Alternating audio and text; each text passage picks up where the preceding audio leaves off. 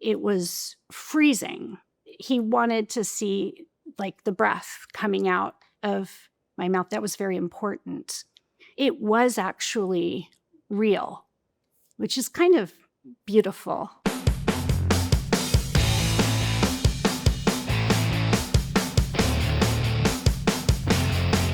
We're ghosts.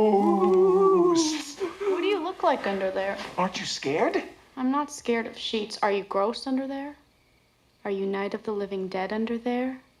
Like all bloody veins and pus? I met Tim when I was 14, I think maybe 15. I know we shot the movie when I was 15. I really wanted to go in by myself. I remember telling my parents, you have to wait in the car. Like, I want to do this by myself. I walked into this office. Tim came in, and I did think he was from the art department. I remember the first thing we started talking about was Edward Gorey, who I was kind of obsessed with, an incredible illustrator, which was just pure like coincidence. I didn't know Tim's sort of background. I just knew I was meeting on this script. We talked for about a half hour about old movies and Edward Gorey before I realized that he was, in fact, the director. I mean, he was 26, 27, and he looked like someone I would know, like that I would like see at a show, at a concert, or like a cool underground gallery or something. It was such a beautiful first impression. And it also was the first time I was offered something on the spot, which I was prepared to read, to audition. And I remember do you know when this Tim Burton guy's going to show up? He's like, oh, that's me. And I was like, oh, I kind of immediately went into, do you want me to, I'm ready to read. And he was like, no, I'd love you to do it. It just came so naturally to me. I feel like it was sort of my baseline was like I dressed not to that extreme, but I was always in black. I dyed my hair like 6 months before I met with Tim. Like I had dyed L'Oreal blue-black hair and very pale skin. And so aesthetically I was there, but also I think tonally there wasn't a ton of direction. He was so great at giving me an idea, or he doesn't do line readings for you, but he just an idea of what part of the line is to yourself and what part of it is directed and who's, he was really great at that. And it was so beautiful. And I get emotional because I love him so much as a friend and a director and a mentor and everything. It's like an intimacy that is profoundly safe. And I speaking for myself, he was so protective of Lydia. I was at a very tender age, and it's certainly not lost on me that I've watched the kids on Stranger Things acting. I remember what it was like at that age. You got your wish. We're leaving. So go pack up your things. I'm driving you back to school. Wait, what happened? You wouldn't believe me if I told you. I will pay for a fleet of movers to take everything back to Manhattan except that model. We need to chop it up and burn it. Because we had been talking about it for so many years, it almost happened, but you kind of realize, wow, everything really does happen for a reason, because Jenna Ortega is so crucial to that movie. And she wasn't, she wasn't born yet. So we were all sort of, I think she was a real linchpin. I was really nervous because it was sort of like, suddenly it was happening. It was going to happen. And I was so used to okay, but when is it going to be? Next year? It sort of came together, and I was probably exactly how Lydia would be handling like the news, like, okay, I have a kid now. I'm a mom. I'm in this weird relationship that doesn't make a lot of sense, but I'm really just, and I have the show, which is sort of so not Lydia. But in working with Tim about it, these things like happen. They do. You find yourself at different points of your life in the weirdest situations doing things that you never saw yourself doing. So all the things that I was sort of nervous about inhabiting, I was already internalizing as Lydia. I could like lean on myself, as everything, the stuff that's going on around her is, a lot of it is very puzzling. It made it weirdly easy to respond to as the character would.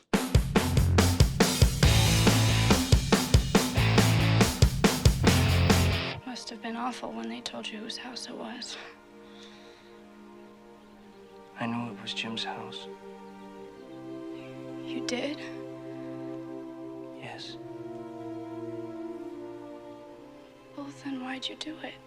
Tim, it's so interesting because I remember thinking, really me? But there was something actually, I think, about Kim that was very similar to Lydia, which was what she sees. There's like a reason Lydia sees. She can see the ghosts. Like there's a purity there. And Kim, if you really watch the movie, she reacts to Edward in the way, like a normal way, which is she's absolutely terrified and like does not understand why everyone's acting like this is normal. And then she grows to love him.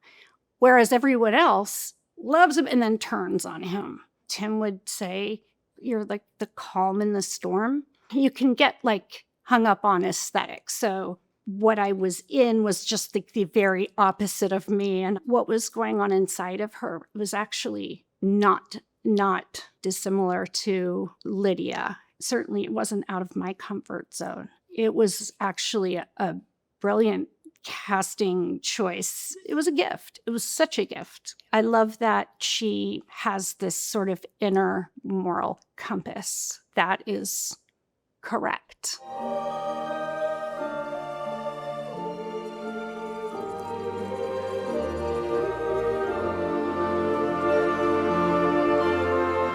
We shot most of the movie in Florida. In this little neighborhood was being developed, so they let them paint the houses and all of that. But then we shot the inside of sort of the castle on sound stages in LA. I remember for that, it was freezing. He wanted to see like the breath coming out of my mouth. That was very important. It was actually real, which is kind of beautiful. Patti Smith, someone that I admire so much, that I'm a huge fan of, told me that was her favorite scene. And I was like, what? That meant so much to me.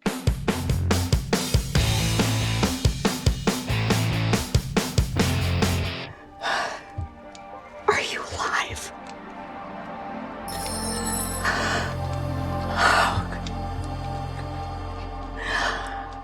Are you safe?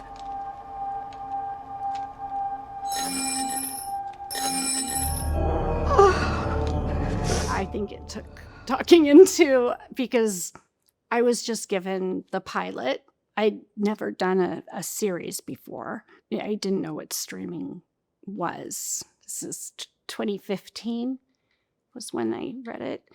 And I didn't know where it was going. I didn't see it as doing what it has done, because when we started, I didn't really even know what the end of the season would be. It's so different making a series. It's very different than making a film. To be just completely honest, it was like a big, I think, leap of faith for everybody. But I do remember meeting the kids, and they're all so different. They were so like authentic and completely just beguiling. Like they had like that unforced like charm that you have when you're that age and you're not like overanalyzing things. You're not seeing anything through a different lens. They were themselves, and it was magic. One of the great, I think, the best thing about this experience for me has been watching these kids grow up. It's very moving. I'm very proud of them, and I have so much love for them.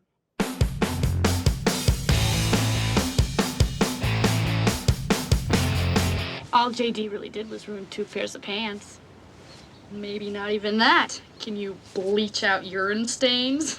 I was given that script by Michael McDowell, who wrote Beetlejuice. So he was friends with Dan Waters, who wrote Heathers. I felt like such an insider, right? I got slid this script. I thought it was a masterpiece, which it is. I remember sitting in my bedroom in Petaluma where I live with my family. I tracked down Michael Lehman's phone number and I like cold called him. And I was sort of like, Michael gave me the script.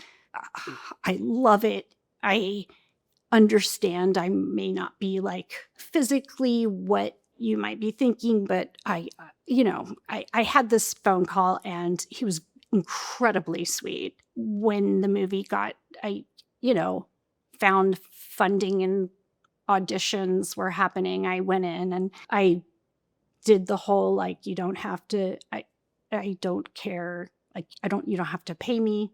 Almost, I don't care if it comes out. I was obsessed with the role and I want to say, please. Like, I don't think I had wanted anything and felt so connected to something. They took a chance on me and I am forever grateful. Dear Diary, my teen angst bullshit has a body count. The most popular people in school are dead. Everybody's sad, but it's a weird kind of sad.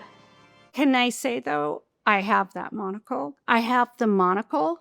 I have my Westerberg High ID and the clip, but it's like laminated.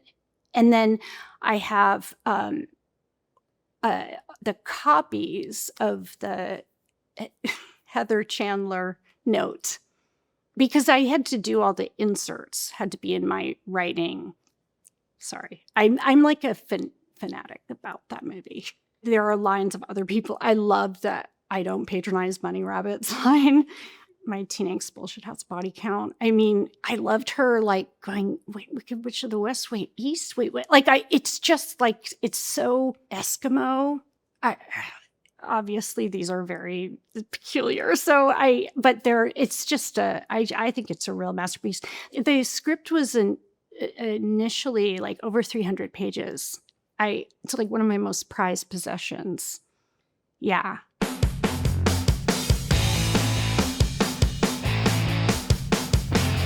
I feel like you're the child and I'm the grown-up. I can't ever imagine being inside you. I can't imagine being anywhere you'd let me hang around for 9 straight months. I loved that I got that part.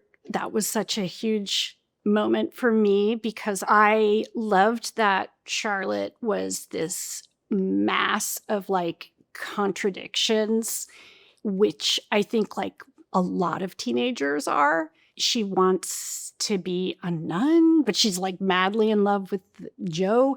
It's exactly what you kind of feel like when you're going through, it's like you have conflicting feelings all the time. You're massive contradictions. Working with Cher, like, are you kidding me? That was a huge gift. I'm forever grateful to her. And she really had an impact on me. Her friendship, her mentorship, her humor. I felt so close to her. I mean, I felt like related to her. And obviously Christina Ricci, who was her first movie, and she was fantastic in it. Like, we really did become like this little family. Cher was also like pivotal in a lot of like just personal ways for me. She started really when she was like 16. She had had so much experience, and nowadays kids say like mother. It's like and I mean, she's sort of the ultimate, right? But also her friendship was just meant a lot to me and still does. You make mistakes. You're always screwing up and we're always paying for it. Every time you get dumped, every time you dump on somebody, and it's not fair, Mom. It is not fair. Richard Benjamin, having been an actor, it's so interesting. I would love to like watch him, like have a different perspective, like watch him direct that scene, because it felt like the world went away. And he brought everything up that we needed to feel. And it just worked. It worked for me. It worked for her. The way he did it, it was, I don't use this word a lot, but it was sort of magic. Mermaids felt very raw, very sort of naked, and like you're really bearing this stuff that may not be that attractive, like I remember shooting the scene with Joe, oh my gosh, where Richard somehow gave me, I think he just sort of like talked to me about like little improvised moments that he had done. And there's like ways that directors can do that where they really are planting it in your head. You think you're just like listening to a story. But I remember we're getting into the boat and I like licked his jacket. Okay. Yeah, I'm fine, thanks. Which is so weird. But he used that take. And it did work somehow. And it would be something that this like very confused 16-year-old girl would do. Michael Schofling, by the way, we were doing a scene in the car, and when you shoot scenes in a car, it's just the two of you in the car all day. Like the cameras are outside, so it can be awkward. It can be great. I was super comfortable with him. He like predicted the future because he told me that one day there's going to be computers and they're going to like replace us. And he was totally like playing with me, but I was like, what do you mean? And I was so like freaked out. I remember like getting really like, what do you mean computers are? Anyway, he's such a wonderful, wonderful guy. I loved working with him.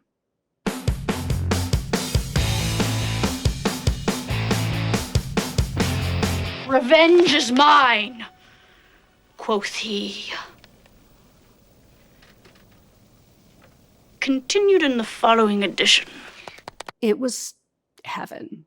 It truly was heaven. It was, I remember I read the script, which I think was just a spec script that was like, it wasn't set up anywhere. It was such a gorgeous adaptation. I wasn't particularly looking to do Little Women because I love the previous versions. But this one, it was written so beautifully. I was kind of obsessed with Gillian Armstrong, and I really, really wanted to work with her ever since My Brilliant Career. And I remember like begging her to do it. She was a little bit reluctant because she felt like My Brilliant Career was about a woman during that time who was trying to be a writer.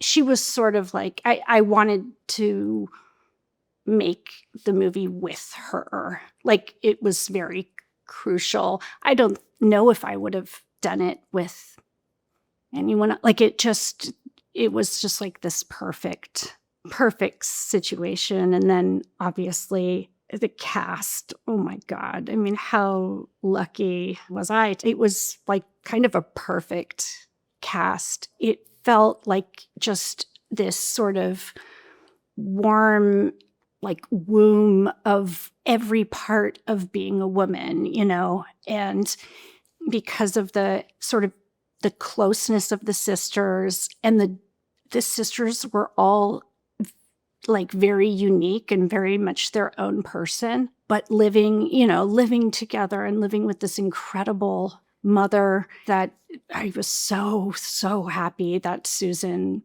came on. It just felt like everyone really, really wanted to be there and was really happy. I loved working with Eric Stoltz. I loved working with Christian. I felt like Christian and I had a very similar friendship to Joe and Lori, and it was just a really special time. And I loved Jeffrey Simpson, who shot it, who had worked on all of my favorite Peter Weir films, and so I got to hear stories. But every sort of detail, Colleen Atwood did the costumes. We shot in Vancouver, but also all the March House stuff in Victoria in British Columbia. And you could take carriages. It was just really, it was a magical, oh God, I don't want to be like, it was a beautiful, beautiful experience, really profound.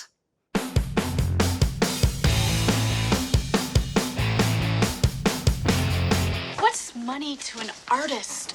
To a philosopher, it's just a green-colored paper that floats in and out of his life like snow.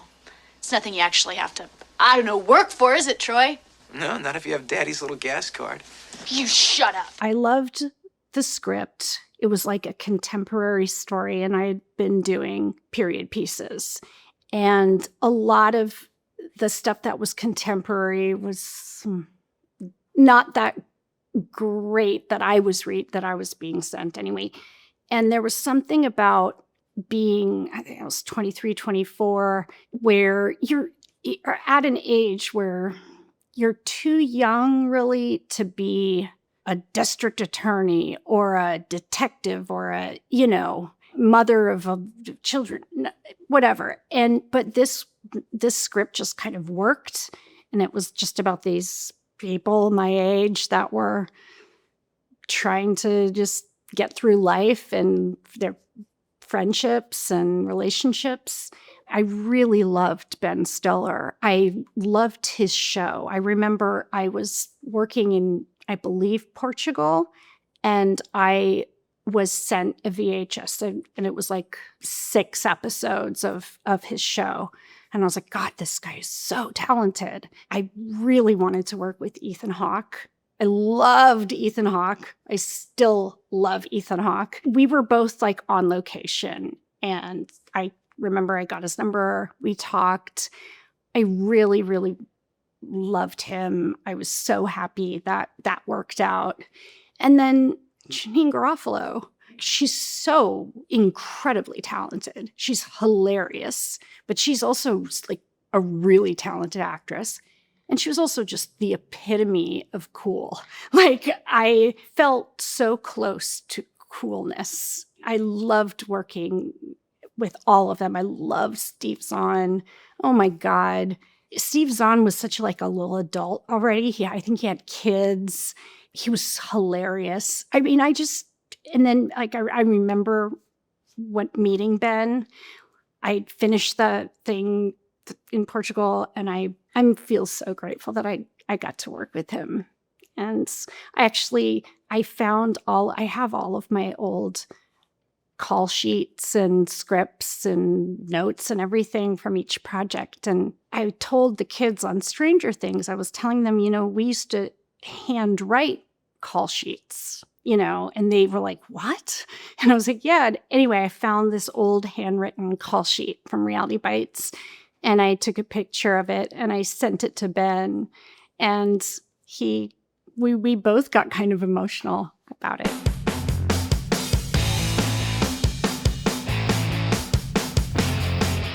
Maybe I was just crazy.